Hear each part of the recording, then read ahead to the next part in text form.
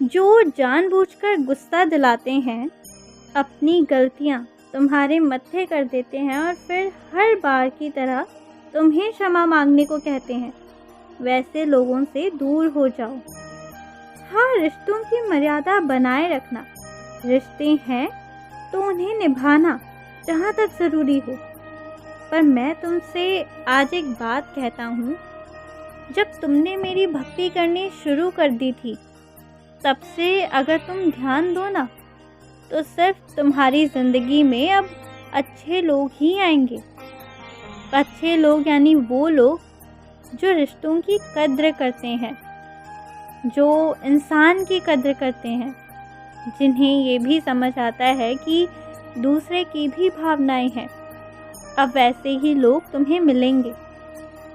और जो ना तुम्हें समझते हैं, ना तुम्हारी इज्जत करते हैं, कभी तुम्हारी नौकरी पर उलाहना देते हैं, कभी तुम्हारी पढ़ाई लिखाई पर ताने देते हैं, जो तुम्हें समझते नहीं हैं और जिन्हें ऐसा लगता है कि तुम बहुत हारे हुए इंसान हो, जिन्हें ऐसा लगता है कि अब बस हारे रहोगे, ज़िंदगी में कुछ नहीं कर पाओगे।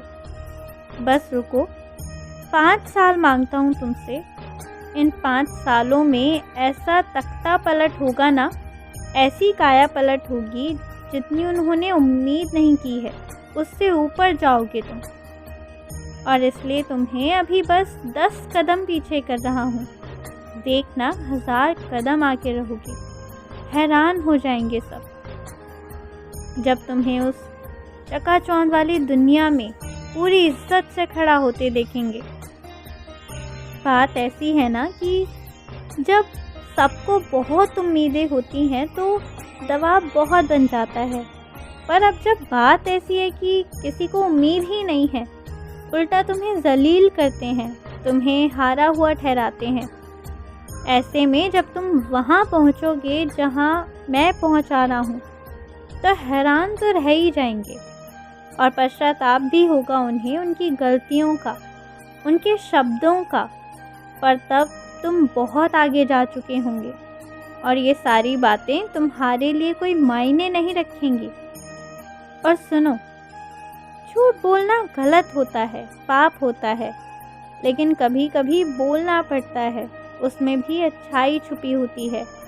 कभी कभी झूठ तुम सिर्फ इसलिए बोलते हो ताकि सामने वाले के मन में चल रहे उन 1000 सवालों की वजह से जो हलचल मची है ना, वो शांत हो जाए।